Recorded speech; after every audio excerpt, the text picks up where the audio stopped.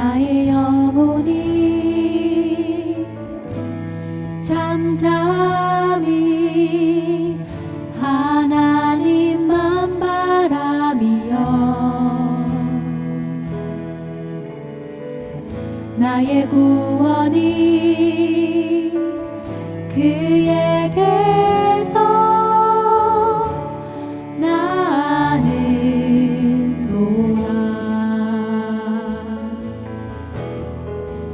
나의 영혼아 잠잠히 하나님만 바라라.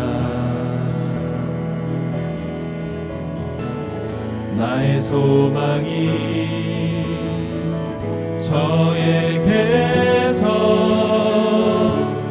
나는도다. 오직 주만이 나의 반석, 나의 구원이시니.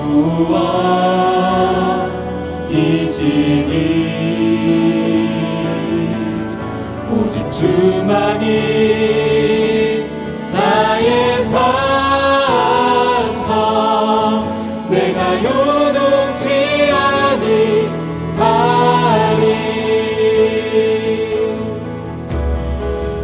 나의 영혼이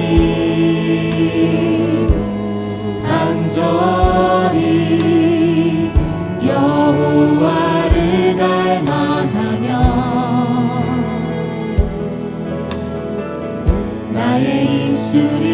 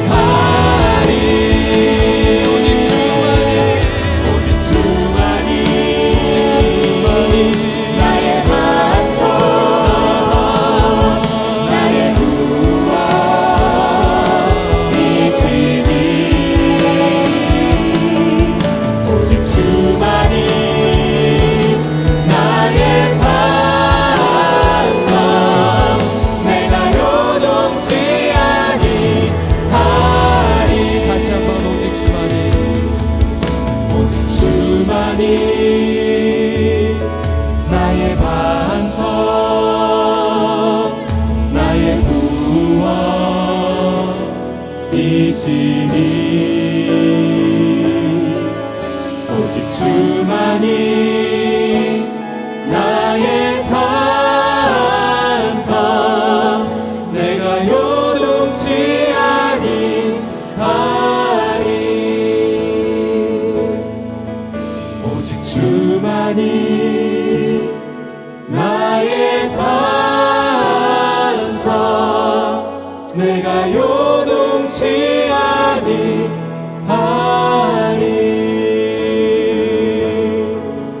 내가 요동치 아니하리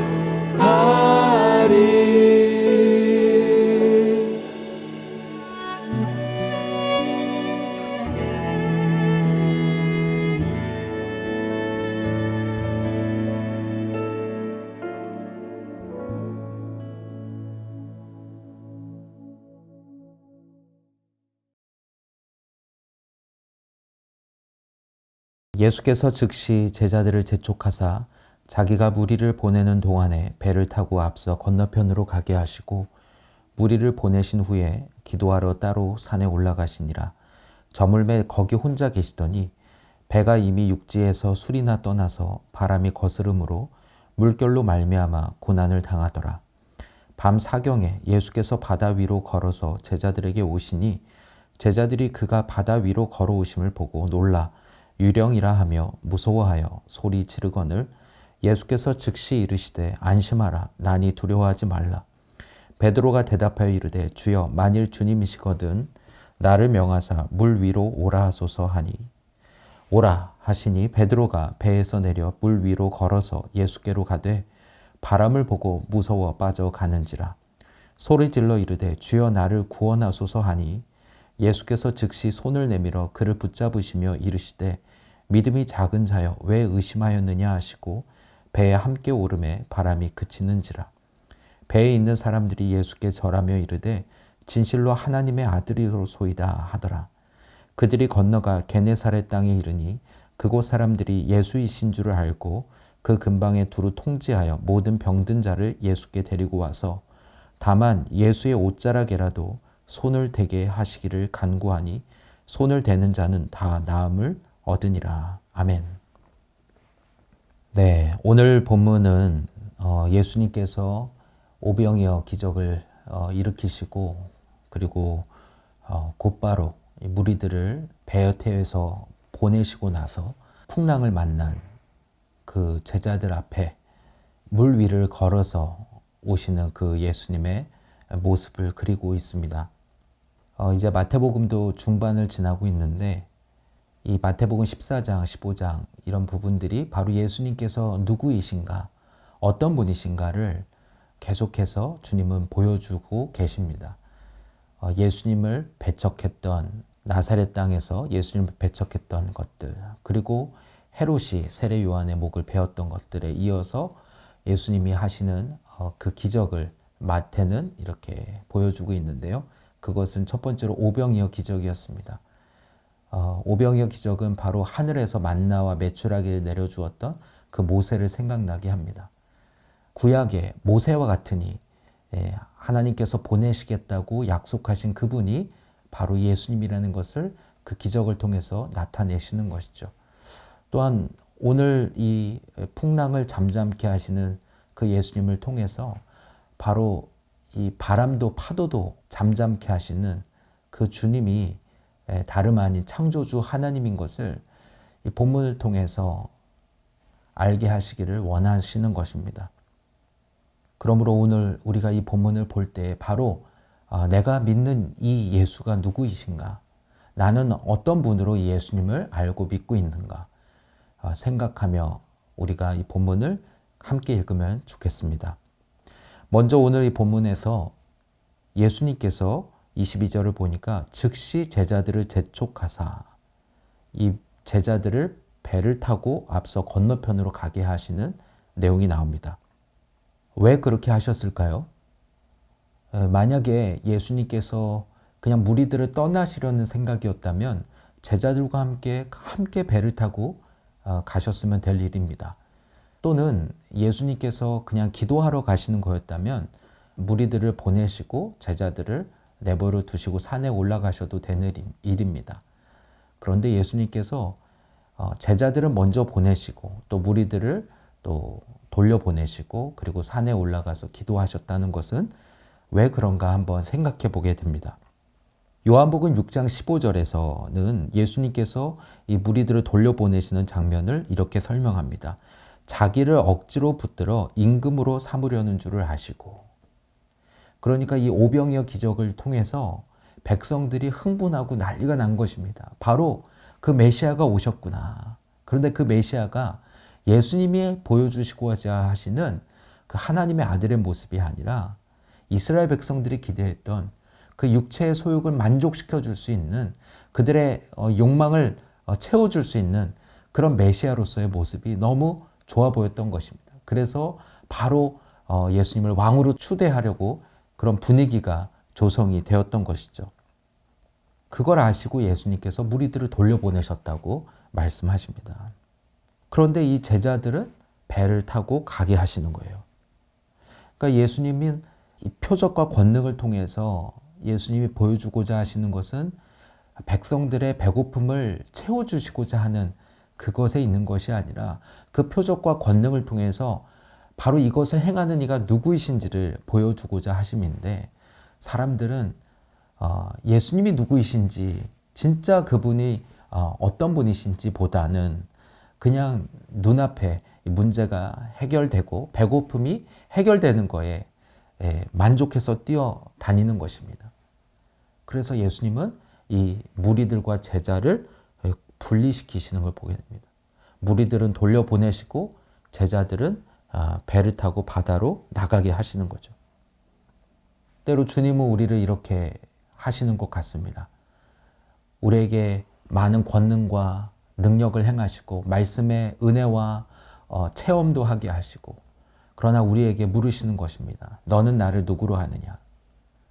무리로서 내 문제를 해결해주고 그리고 나의 어떤 만족을 채워줄 그런 대상으로서 바라보는지 아니면 그분을 하나님으로 믿고 그분께 내 삶을 온전히 내어 드리며 그분을 따라가고자 하는지 주님은 우리에게 물으시는 것입니다. 그리고 오히려 이 제자들마저 이 무리들에게 편승해서 그 예수님을 막 왕으로 추대할 수도 있기 때문에 예수님이 이렇게 구별하시는 거죠. 주님이 우리에게 지금 그렇게 하시는 때가 아닌지 우리는 생각해 보아야 합니다. 많은 기적과 권능과 은혜의 체험들 속에서 나는 예수님을 어떤 분으로 인식하고 있는지. 주님은 당장이라도 이 갈릴리에 교회 하나를 세우시고 1만 명, 2만 명의 성도를 불러 모을 수 있는 그 상황에서 그 모든 것을 버리고 제자들 고작 12명을 데리고 가셨던 것을 보면 주님이 진짜 데리고 가기 원하시는 것이 그런 교회의 모습이 어떤 모습인가를 우리는 이 본문을 통해서 생각해 보게 되는 것입니다. 과연 나는 무리인가 아니면 제자로서 주님을 따라가고자 하는가 본문을 통해서 우리는 생각해 보아야 할 것입니다. 그렇게 바다로 나간 이 제자들이 만난 것은 바로 캄캄한 바다였습니다. 유대인들에게 이 밤은 어떤 영적인 어둠을 의미하고 이 바다는 공포의 장소 또는 심판의 장소를 의미합니다. 미지의 곳이기 때문이죠. 알 수 없는 곳이기 때문이죠. 특별히 이 갈릴리 바다는 저녁이 되면 이 기압차로 인하여 갑작스러운 풍랑이 일었다고 합니다. 예측할 수 없는 바로 고요했던 그런 바다가 순간적으로 돌풍이 불기도 하는 것이 이 갈릴리 바다였던 것이죠. 그들은 24절에 보니까 육지에서 술이나 떨어져서 바람이 거스름으로 물결로 말미암아 고난을 당하고 있었다고 말합니다. 오늘 우리도 마찬가지입니다. 인생에 많은 풍랑이 오늘 우리로 하여금 당황하게 하고 그 고난과 어려움으로 인하여 그래서 마치 주님이 우리와 함께 계시지 않는 것 같은 그런 현실을 우리가 맞닥뜨리게 되지 않습니까? 개인의 상황도 그렇고 오늘 또 이 시대와 국가적인 상황도 그렇고 또는 교회가 당하는 상황도 그런 것 같습니다. 이 풍랑 가운데 과연 이 한국교회 가운데 주님이 함께 하고 계시는가 할 만큼 정말 이 교회로 믿음으로 살아간다는 것은 너무나 초라해 보이고 그리고 아무 무능력해 보이는 것이 오늘날의 이 모습 그리고 현실인 것입니다. 그런데 이 본문을 보니까 제자들이 이 풍랑 가운데 바다와 씨름하고 있는 동안 주님은 어디에 계셨습니까? 주님은 따로 산에 올라가셔서 기도하고 계셨습니다. 과연 무엇을 기도하셨을까요? 주님은 이 제자들이 풍랑 가운데 있는 것을 모르시지 않았을 것입니다. 다분히 의도적으로 제자들만 이 바다로 풍랑 가운데 내보내셨을 것입니다. 바로 주님은 이 풍랑 가운데 이 공포와 두려움 가운데 떨고 있는 그 제자들을 위해 기도하지 않으셨을까요? 그러니까 오늘 이 캄캄한 바다가 오늘 눈앞에 있는 이 어려운 현실이 주님 앞에서는 바로 그 살아계신 하나님을 경험할 수 있는 바로 기회의 시간이 될 수 있는 것입니다. 왜 이런 상황을 주시느냐?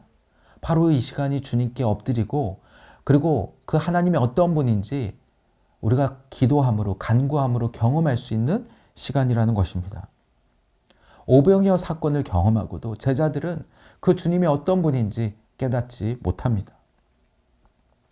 오늘 육신에 매어 있는 우리는 금방 은혜를 경험하고 그 하나님을 만났다 하더라도 또 다른 어려움이 오면 마치 새로운 문제를 경험하는 것처럼 그 앞에서 좌절하고 염려하고 그리고 두려워하게 되는 것이 오늘 우리의 연약함인 것이죠. 그러나 주님은 그 가운데 바로 이 제자들을 위해 기도하셨으리라 믿습니다. 바로 이 시간이 그 하나님을 구하고 엎드려야 하는 시간인 것입니다. 이 제자들이 밤새도록 이 풍랑으로 인하여 어찌할 바를 모르고 어려워하고 있는 그때 오늘 본문에 보니까 사경이라고 했는데 그러니까 새벽 3시에서 6시 사이 그러니까 밤새도록 이 풍랑에 정말 배가 뒤집히지 않기 위해서 한숨도 자지 못하고 붙들고 있었을 것입니다. 그런 가운데 주님은 찾아오시는 것입니다. 그런데 어떻게 오십니까? 바다 위를 걸어서 오십니다. 그렇게 하지 않으셔도 그냥 바람과 파도를 잠잠케 하셔도 될 일이고 아니면 그냥 배 위에 타 계셔도 될 일이고 근데 왜 물 위를 걸어오셨을까? 이것을 욥기서 9장 8절을 보면 이런 본문이 나옵니다. 그가 홀로 하늘을 펴시며 바다 물결을 밟으셨으며 시편 77편 19절에도 이런 본문이 나옵니다. 주의 길이 바다에 있었고 주의 고든 길이 큰 물에 있었으나 그러니까 무슨 말입니까? 바로 예수님께서 이 바다 위를 걸어오시는 행동이 바로 구약에 나타나는 그 바로 하나님의 모습인 것입니다. 그러니까 주님은 이 바다 위를 걸어오시는 것을 통하여 바로 내가 어떤 분인가 이 제자들에게 나타내고 계시는 것입니다. 그러면서 뭐라고 하십니까? 안심하라. 나니 두려워하지 말아라. 여기서도 안심하라 하고 나니 바로 나다라고 하는 것인데 이것을 헬라어 원어로 보면 에고 에이미라고 해서 바로 영어로 하면 I am 이라는 뜻입니다. I am 하면 우리가 떠오르는 구절이 있죠. 출애굽기 3장 14절입니다. 하나님께서 모세에게 자기를 드러내실 때 I am who I am. 바로 나는 스스로 있는 자다. 나는 스스로 존재한다. 라고 선언하시는 바로 그 본문이 떠오르게 되는 것이죠. 그러니까 예수님께서 안심하라, 나다 라고 하실 때는 바로 구약에서 예언했던 말씀하셨고 일하셨던 그 하나님을 이 제자들로 하여금 나타내 주고 계시는 것입니다. 바로 구약의 창조주 하나님과 동일한 분이심을 나타내는 것이죠. 이제 가장 흥미로운 부분이 나옵니다. 주님이 이렇게 말씀하실 때 놀랍게도 바로 베드로가 예수님께 이렇게 말하는 것이죠. 주여 만일 주님이시거든 나를 명하사 물 위로 오라 하소서. 정말 놀라운 고백이 아닐 수 없습니다. 한번 생각해 보십시오. 지금 풍랑이 일고 밤새도록 이것에 휩싸여서 두려워하고 있었습니다. 그때 주님이 보였다면, 그게 정말 주님이라고 여겨졌다면 오늘 우리는 어떻게 해야겠습니까? 주님, 이 풍랑을 먼저 좀 잠잠케 해주십시오. 주님, 왜 이제 오셨습니까? 너무 두려웠습니다. 이렇게 하지 않겠습니까? 그런데 베드로는 마치 주님이 하신 그 말씀을 통해서 바로 이분이 어떤 분인지 그는 깨달았는지, 주여, 과연 주님이시거든 나를 명하사 물 위로 오라 하소서라고 그렇게 요청하게 되는 것입니다. 놀라운 것은 이 풍랑을 잠잠케 하시는 이 본문이 마가복음과 요한복음에도 또 나오는데, 거기서는 이 베드로의 고백이 나오지 않는다는 것입니다. 그러니까 마태가 이 마태복음에서만 의도적으로 이 본문을 놓았다라는 것을 우리가 알 수 있는데, 물론 분명하게 있었던 일이기 때문에 넣었겠지만 넣었던 이유는 무엇일까? 라고 할 때 오늘 우리가 생각할 수 있는 것은 바로 주님은 그 주님의 사역에 우리를 동참하시기를 원하신다는 것입니다. 예수님께서 제자들에게 복음을 전도하도록 파송하실 때에도 그들에게 병 고치는 권능과 귀신을 내쫓는 그런 권능을 주시는 것을 보게 됩니다. 또 어제 그 오병이어에서도 주님이 그냥 빵을 떼시고 나눠 주실 수도 있는데 그것을 제자들에게 나눠 주셔서 그 제자들이 사람들에게 나눠 주도록 하시는 것입니다.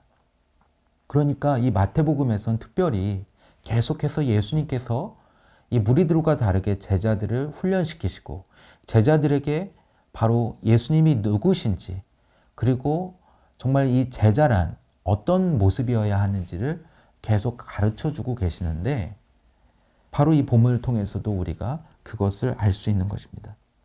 주님은 이 제자들에게 주님이 하셨던 것과 똑같은 바로 그런 권능을 위임하시고 그것을 또한 함께 행하기를 원하시는 것입니다.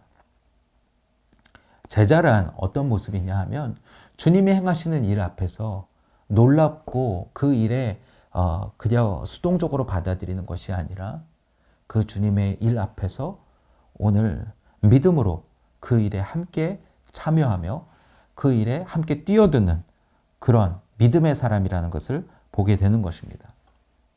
그럼 베드로가 과연 대단한 믿음의 사람이었습니까? 물론 쉬운 고백이 아니죠. 물 위를 뛰어들어서 주님을 향해서 걸어가는 그 행동은 절대로 쉬운 행동이 아닐 것입니다. 그러나 그가 주님을 바라볼 때는 걸을 수 있었지만 바람을 보니까 어떻게 됩니까? 무서워 빠져가는지라. 결국에 소리 질러며 주여 나를 구원하소서라고 외칠 수밖에 없는 것입니다. 이것이 오늘 우리의 모습인 것 같습니다. 제자들, 예수님의 제자들도 뭐 대단해서 주님을 따랐던 것이 아니라 그들은 어부에 능력도 지식도 없었지만, 그러나 주님이 나를 따라오라 하실 때에 배도 그물도 아버지도 다 버리고 따를 수 있는 그런 믿음의 사람들이었고, 비록 실패할지라도 그분이 진짜 하나님이라면 주님 나로 하여금 이 물 위를 걷게 하소서. 그 주님의 놀라운 사역에 나도 동참케 하여 주시옵소서. 나를 심부름꾼으로 써 주시옵소서. 그것이 바로 제자의 모습이라고 오늘 우리에게 알려주시는 것 같습니다. 그럴 때 어떻습니까? 31절에 예수께서 즉시 손을 내밀어 그를 붙잡아 주시는 것입니다. 즉시 손을 내밀어 그를 붙잡아 주시는 것입니다. 믿음이 작은 자여 왜 의심하였느냐. 물론 듣기에 따라서 이것이 책망으로 들릴 수도 있지만, 그러나 주님은 이렇게 오늘 우리가 믿음으로 주님 앞에 주님 나로 하여금 물 위를 걷게 하소서 하고 뛰어드는 그 걸음을 주님은 기뻐하시는 줄로 믿습니다. 또 눈앞에 보이는 상황 앞에서 예수님이 아니라 상황을 보다가 또 물에 빠져갈지라도 주님은 즉시 손을 내밀어서 우리를 구원하시는 분이신 줄로 믿습니다. 결국 이 배에 주님이 오르시자 바람이 그치는 것입니다. 이와 같이 제자란 주님의 사역을 앞에서 주님 나도 그것에 참여케 하여 주옵소서. 주님 비록 가진 것 없지만 주님 내게 있는 것이 오병이어밖에 없지만 주님 이것이라도 써 주시옵소서 라고 주님께 올려드렸을 때 주님이 그것을 하나님 앞에 축사하시고 나자 그것이 5,000명, 10,000명, 20,000명을 먹이는 엄청난 주님의 그 표적의 통로로 쓰였던 것처럼 오늘 아무리 이 무리를 걷는 것은 우리의 이성으로 오늘 우리의 어떤 판단으로도 불가능해 보이는 일이지만 주님이 말씀하시면 그렇게 될 줄로 믿습니다. 하며 그 주님의 사역에 주님의 일에 뛰어드는 그런 믿음을 오늘 우리에게 요청하고 계시는 줄로 믿습니다. 그것이 바로 제자가 걸어가야 할 길이고 바로 주님의 교회가 걸어가야 할 길이라고 우리에게 말씀하고 계시는 것입니다. 이처럼 정말 아무것도 없고 믿음도 정말 없었던 그런 제자들이지만 주님과 함께 이런 걸음들을 계속 걸으면서 이런 표적들을 경험하면서 제자들은 점점 제자로서의 모습을 갖춰가게 되는 것입니다. 오늘 우리도 교회 안에서 주님을 따라가는 걸음 가운데 여기까지 오게 되었습니다. 부족하고 연약하고 지금 우리 자신을 봐도 너무나 부족해 보이는 모습이지만 그 크신 일은 주님이 하시는 일이고 너는 내 가진 전부를 내게 줄 수 있느냐? 너에게 있는 것으로 가져오라 라고 우리에게 요청하고 계십니다.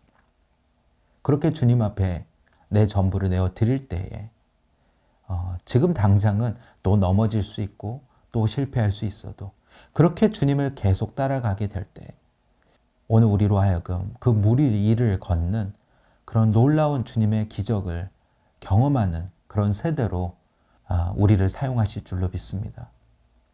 오늘날 정말 이 세상은 풍랑과 같이 교회와 믿는 우리들을 위협하고 있습니다. 그 가운데 예수님을 바라보고 일어설 그런 믿음의 세대들을 찾으시는 줄로 믿습니다. 무리들은 그 오병이어 기적 앞에서 기뻐하고 즐거워하고 내 문제가 해결되었구나 감사합니다 주님. 그렇지만 여전히 자기가 주인되어 자기의 삶을 살아가는 자들입니다. 그런 무리들은 주님이 떠나시고 그 소수의 제자들을 부르셔서 다시 표적을 베푸시면서 너희는 나를 누구로 하느냐 물으십니다.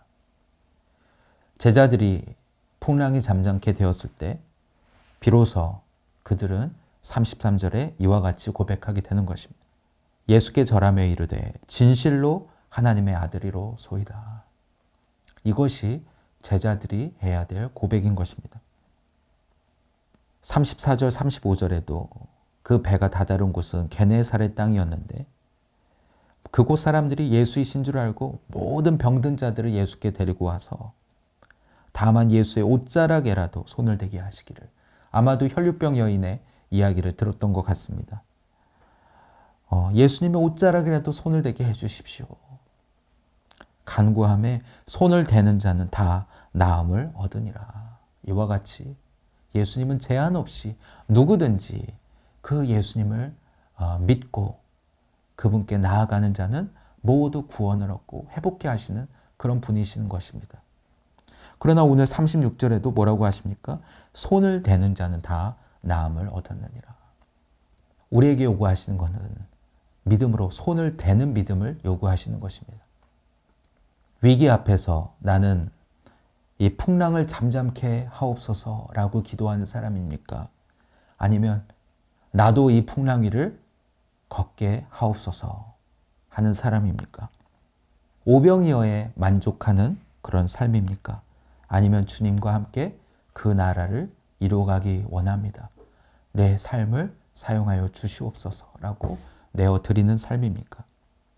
제자의 삶이란 십자가의 길이고 날마다 자기를 부인해야 하는 길이지만 주님이 하시는 놀라운 일들을 경험하는 삶이요.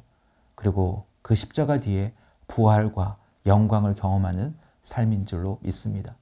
이 마태복음을 통해서 주님은 우리에게 제자의 삶을 우리를 초청하고 계신 줄로 믿습니다. 너는 아니다. 너는 할 수 없다.